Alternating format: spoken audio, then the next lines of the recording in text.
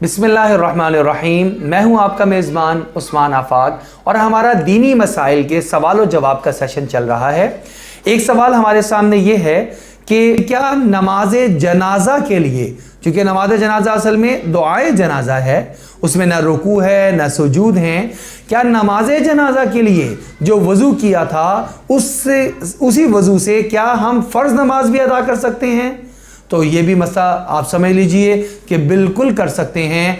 आपने वज़ू किया है जो कि एक मुकम्मल वज़ू है, उसमें आपकी नीयत उस वक्त में नमाज जनाजा की अदायगी की थी, आपने नमाज जनाजा अदा कर ली है। अब आपका वक्त गुजरने के बाद या फ़ौरन बाद भी आपने नमाज अदा की है तो आप बिल्कुल कर सकते हैं, फ़राइज़ पढ़ सकते हैं, नवाफिल पढ़ सकते हैं।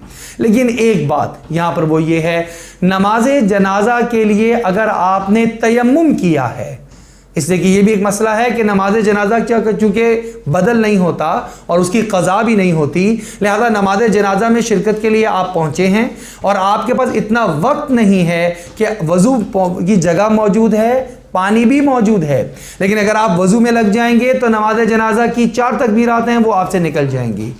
तो इस वक्त में शरीयत आपको ये इजाज़त देती है कि आप फ़ौरन तयम्मुम कर लें और तयम्मुम में 10 सेकंड आपके लगेंगे, ज़्यादा से ज़्यादा आप 10 सेकंड के अंदर आप फ़ौरन तयम्मुम कर लें। और तयम्मुम, लेकिन जो नमाज जनाजा के लिए तयम्मुम किया गया है, इससे आप और नमाजें अदा नहीं कर सकते, इसलिए कि एक वक्ती तौर पर आपको रुख्सत दी गई थी, जो रुख्सत नमाज जनाजा अदा करने के साथ ही ख़त्म हो जाएगी। आप इस तयम्मुम से आप नमाज अदा नहीं कर सकते, उसके लिए आपको अलग से पाकी का इंतज़ाम करना पड़ेगा।